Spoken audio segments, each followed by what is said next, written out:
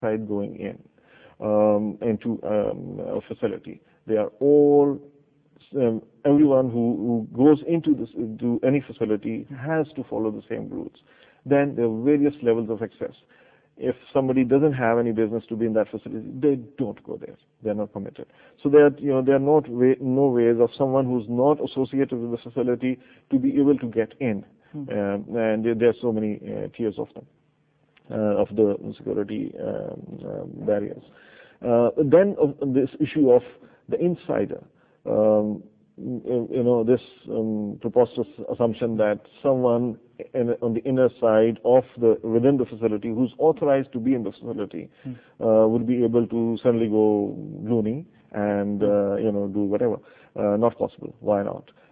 We look at each individual very closely who work within the system, and we look at them from various angles. Something that the West would generally refer to as the percent reliability, the human factor. And we look at all aspects, background checks, their medical records, their police records, any history of possible impulsive behavior, and to an extent, if there's anyone who is not in doesn't have a very smooth graph of behavior and is still acceptable, they're never put into any sensitive jobs. And there are several jobs which are sure. Yeah, you wouldn't put. So I'm just guessing you would also even go as far as investigating their financial history, if they're under stress, if they have domestic problems, psychological history, everything. Absolutely. These are the parameters, the indicators which will show that there's turbulence in any ways. Take an example. For example, someone who is in even a temporary personal distress. For example, death in the family. There will be a way to keep that person away from sensitive responsibilities. So there are various levels of access, there are various levels of clearances, and very few would have actually access to more sensitive assets. So it's not really easy to get in. And of course, then you've heard of the two-man rule or two-person rule. You've heard of the technical solutions that the electronic barriers that will ensure that nobody gets in there.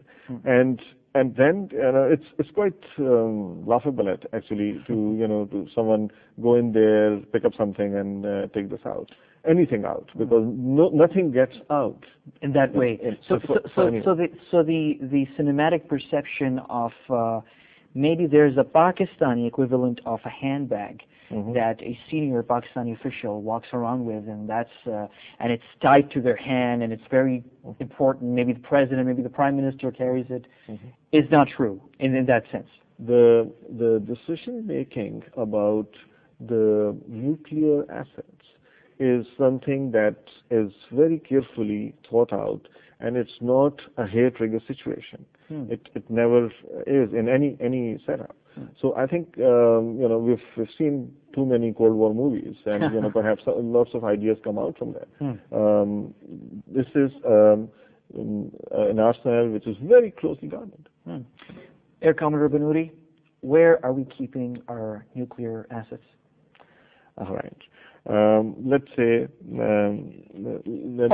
If I may just interrupt you here. Sure. Let's go for a quick commercial break, because this is one of those fascinating questions, and I'm sure you'll have an interesting answer. A quick commercial break, and we'll be back.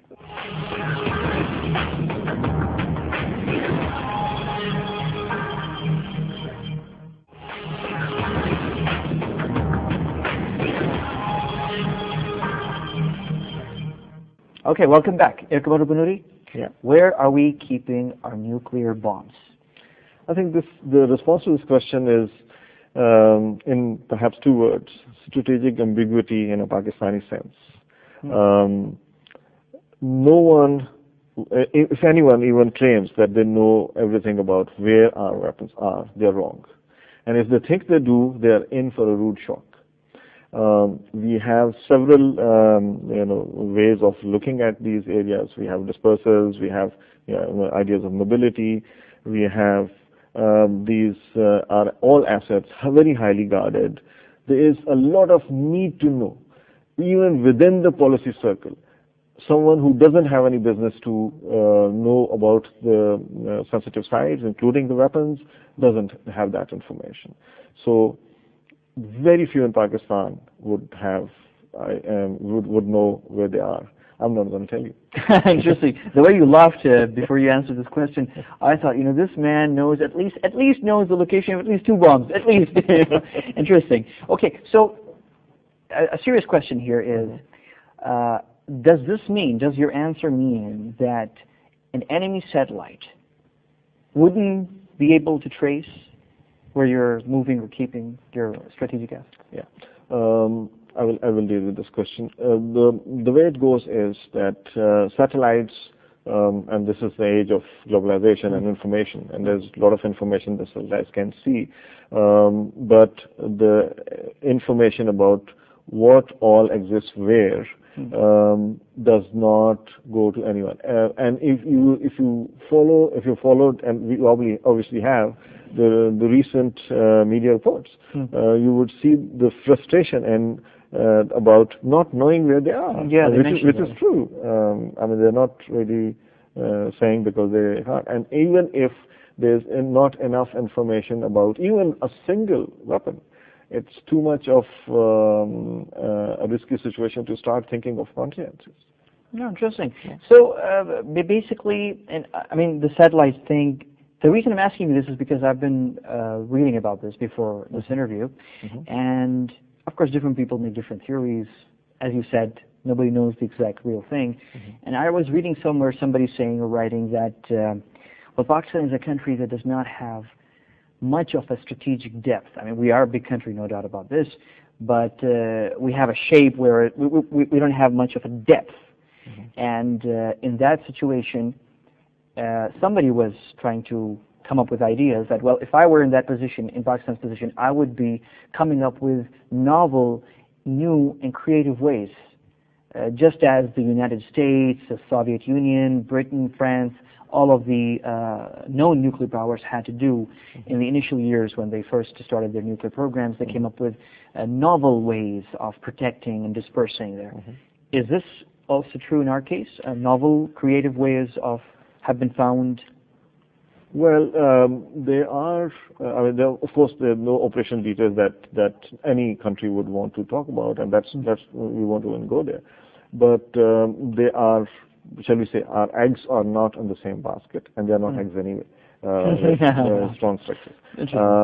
But they are dispersed. They are not in one location. They are in several places. We have a very effective command and control, so we know how to deal with this issue.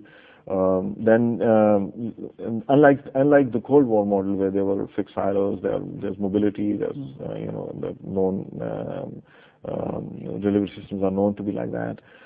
There's concealment, there's redundancy, lots of redundancy, and where and what and how much, and all these actually give us a lot of assurance about several ways of dealing with that. I think I'll stop in this one. Oh, okay, great. Before my second question, follow-up question actually, let's take another quick break, and we'll be back with this very interesting, fascinating discussion about Pakistan's strategic assets. We'll be back.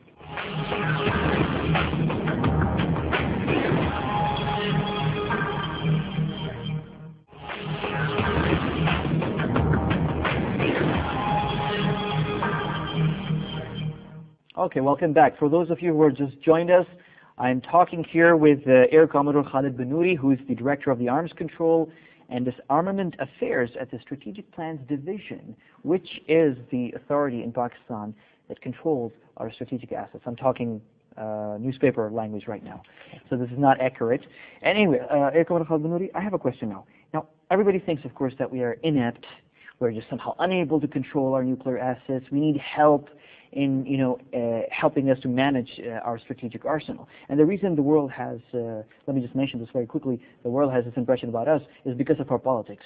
Because our politics are messy, everybody thinks that's how we run the rest of our affairs, which is not true, by the way. So do not be fooled if you're watching, if you follow the Pakistani politics, that's not how we run the rest of our business. Anyway, is the Indian, Russian, Chinese, American, British nuclear programs, the safeguards that they have in their nuclear programs, in all these countries, India, Russia, China.